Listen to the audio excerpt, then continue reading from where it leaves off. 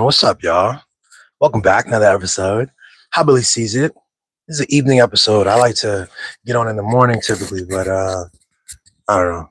This morning felt a little busy and chill, and so here I am in the evening, back again with some new wisdom and insight, and a new discussion topic that is, related to the previous discussion topics. We've been going at it for a while on authenticity and on intentions. We're looking at concepts related to the genuine self and trying to like parse it out and to give language to it and to be able to look at it closely. I think the name of this video will be, it's all one thing, or the implications of it's all one thing. And I guess I had to do this because I've been saying the phrase "it's all one thing" for a long time now. It's all one thing. It's all one thing. It is all one thing. It truly is all one thing. I want to start by saying that when I say it's all one thing, it's not a cute phrase. It's not a turn of phrase or some kind of like slogan, meaningless slogan. I'm pointing to a truth of reality. I'm pointing to a truth of reality about what is. It's all one thing. This can escape us because we are in it. First off, we are in it, and we are frequently bombarded with stories which point to specific periods of time, specific places, specific actions, phenomena, and we speak about them separately. We speak about them as though they are separate. Just to reiterate something I've said before so many times, when you could take any individual single thing and you can break it down, it will have parts, it will have constituent parts that make up the thing. But that doesn't negate the fact that it's one thing.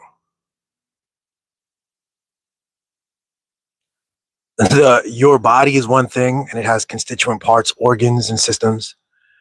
The cells in your body are one thing and they have parts as well, nuclei and mitochondria and whatever else. The United States is one thing and it has multiple states. The world is one thing with multiple countries. We can break everything down into smaller parts, but it's all one thing. It's all one thing. And as we've talked about here before, and this is why we talk about the stories in our heads, right? Because what you believe is true. See, the implications of the one thing story is to help people understand. First off, it's just true. It's just a fact. But one of the deepest implications of it is that you are one with God. That God is one. God is the word we use to express the totality of the thing, and that you're one with that. Sit and think about what that means for a second. And I'll help you go further with it. What it means is, first off, the story we have about about life, the story about physics, about our biology, is a limited story. It's not the full story. Science, for all of its benefit and its use, it's a system to try to understand the forces that play in this world. Physics tries to do that, right? And we can tell detailed stories about little things. We can talk about gravity in detail. We can talk about, if we're talking about trying to understand flight, we can talk about lift and drag, and we can talk about photosynthesis. In biology, we can talk about nutrition. We can talk about the needs that we have as individual humans. But it's incomplete. It's not a full story. Meaning, in other words, the story that I was told about even my biology, the food pyramid and 5 senses, we know that those are limited stories. We know that you don't have 5 senses.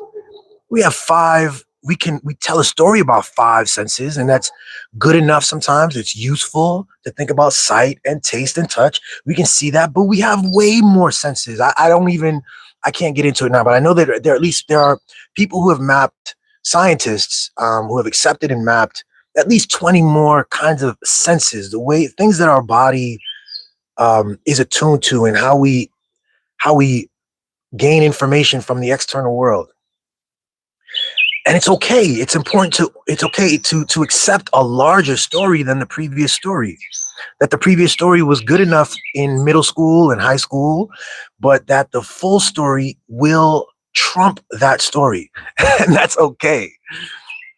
And that it's all one thing. And so the all one thing wants to remind us, it wants to remind us that, you know,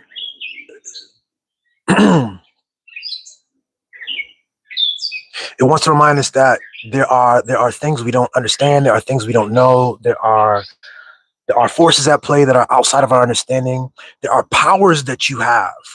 Just as you have the power to see, just as your eye is, without your attention, without effort, your eye is looking out in the world and it's taking information of light and bouncing it off of objects, and it's reconfiguring through the cones and the rods in your eyes. It reconfigures spatial reality and distance and time and distance and shadows and all that stuff. This is a power. We take it for granted. We wake up in the morning, we just have it without effort, but it is a brilliant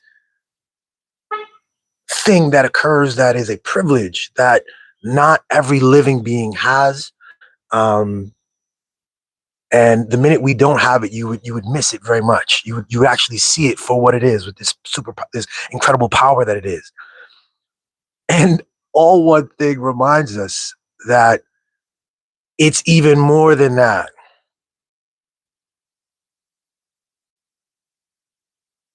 It's even more than that. Consider what they call the uh, placebo effect. Consider the placebo effect. Consider how the mind can believe something, believe that it's receiving a medicine or receiving some sort of remedial help, or being receiving a pill or something, that it's being helped along. And that even if it's a sugar pill, the mind can receive it as a help, and that real improvements can occur in the body through a placebo. So there's something in the mind. Your mind is capable of something much greater than our basic physics and our basic biology lessons and basic biology books taught us. You believe what you believe is true. What you believe is true. I'm I look at the, history books in the 1850s. You have to understand that, oh my gosh, all these bugs out here. The What you believe is true. These white people in the Americas in 1850s were taught that there was a genuine biological, factual, meaningful difference between black people and white people, and that it had to be manifest in the law. It had to be manifest in the social systems. And they believed it. They believed it to be true. And they enacted it, and they behaved as though it were true because they believed it to be true, even though it wasn't true. Look at the history of American medicine. Look at the bloodletting and the leeches and all these other theories and ideas people had, and how some of them become very wildly popular. People believe things even though they're not true, but they believed them and they moved in that belief. And even for that time, then it has something like a truth to it if everyone agrees to those terms. My first job coming out of school was, I worked on Capitol Hill.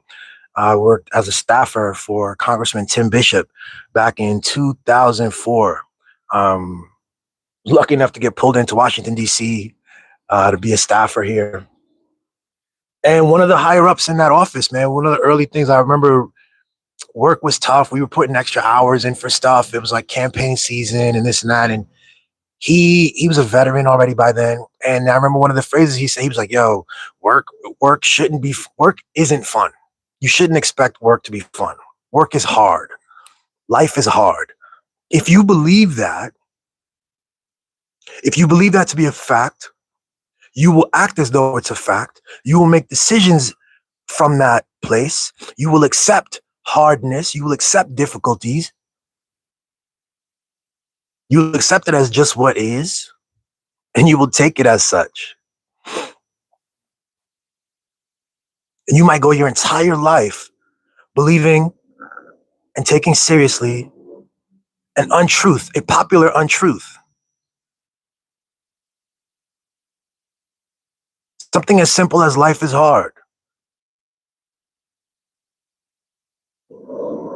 If you believe that God is separate from you, that you are born dirty and sinful and problematic and separate from God, and that God, that your life is a kind of a test and a waiting period for some future afterlife condition, then that will motivate you. That will be the lens through which you go through the world, and you have a higher propensity to to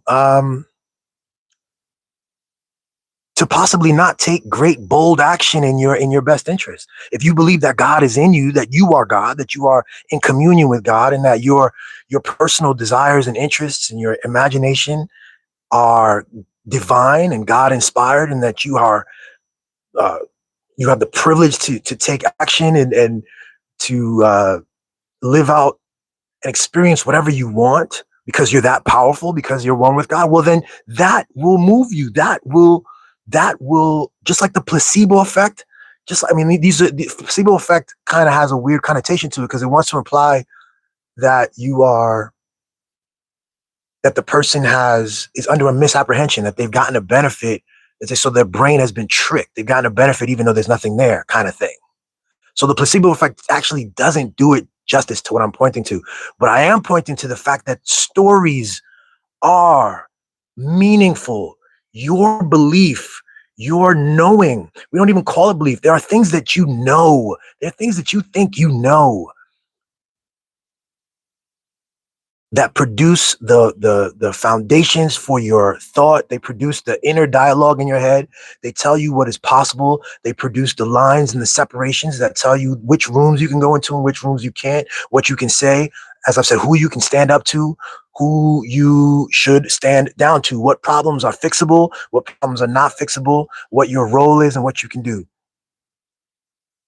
And whatever construction of that you have in your head is one that's been constructed, and it's in your head. It's not true. Those limits are not real. Those limits are contrived. They've been taught to us in myriad ways. They've been taught to different people, different things. And it's all one thing. You're actually intensely powerful. You can access and you can access a power that recognizes your intuition, recognizes your dreams, and leans into them, and knows that your dreams have the potential to be reality. Rather than some people who simply believe, oh yeah, it's a dream. I'm just dreaming about that. I'm gonna go do my hard life because that's what reality is. Just notions about reality. So a lot of this stuff about intuition, about authenticity, about genuineness, about understanding your story, mastering your story. It is about being able to understand actually that you are the powerful agent here. That so many of the things that cause fear, so many of the limitations that we hold in our head are they are true because you believe them. They don't have to be true. And that right there is a powerful diversion from the typical physics and biology story that I think so many of us have been raised with. That right there, the idea that the things you that your mind and your belief and your knowing can alter reality.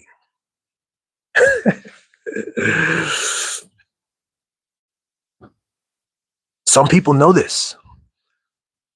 Some people move with this truth.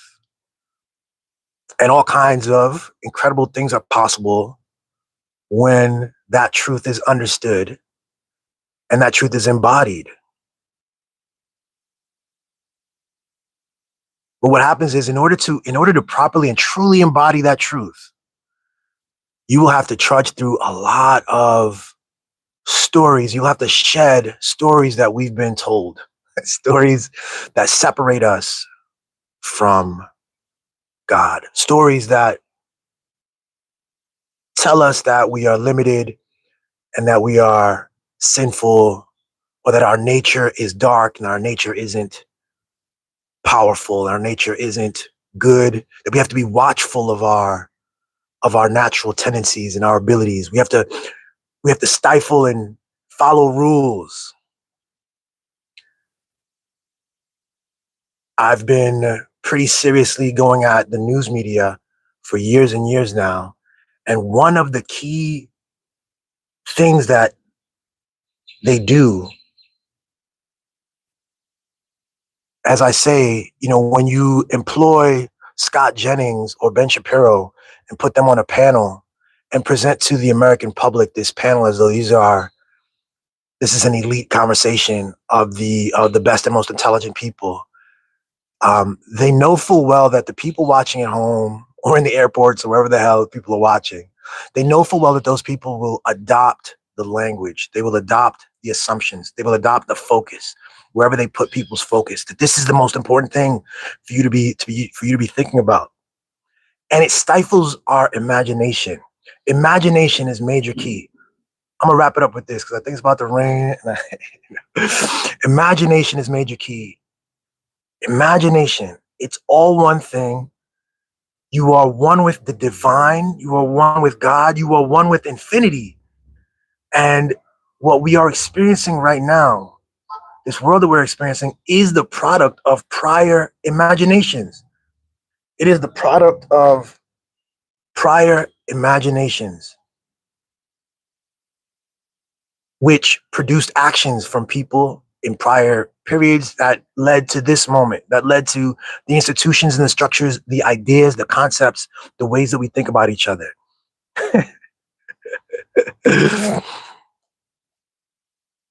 But that reality is much more than that, and that you are much more than that. And in order to reclaim your imagination and to reclaim your power and to access that truth about your oneness and your connection to the divine, it will be important to reclaim your imagination. It will be important to shed the stories that want to tell you that your imagination is silly, that imagination is something that a child does, that there's nothing magical and creative about this world, that you're simply a human, and a human defined as merely like a flesh suit with bones, and you're just kind of aging and waiting to die, and just kind of brush your teeth and eat well and move your body, and there's nothing out there. There's no who's taking this up is the spiritual community. The spiritual community aims to look at this realm of the human experience and to validate it and to give it language and to encourage the imagination. And I get why it happens. It's like not even knock. I get science. Science is a process. It's a process of people, taking things, trying to define things in a very specific way. They want to be able to recreate things. You don't want to have things that can happen once. You want things to be validated and repeatable and done in a control setting. You want, lots of other smart people have to agree on the language and such. And so that's a good thing. It provides us some knowledge of how the world works. And it restrains us in just the right way for us to get some good information, a good kind of information. But it's not it. It's all one thing. That's a true statement. It's not a cute quote. That's a fact of biology and physics. So I'm going to start there. And I think tomorrow and going forward, I might explore it further. Imagination, it's all one thing. The stories that you believe are true. Holla at me. Let's get free. Let's understand ourselves. Subscribe. I'll see you tomorrow.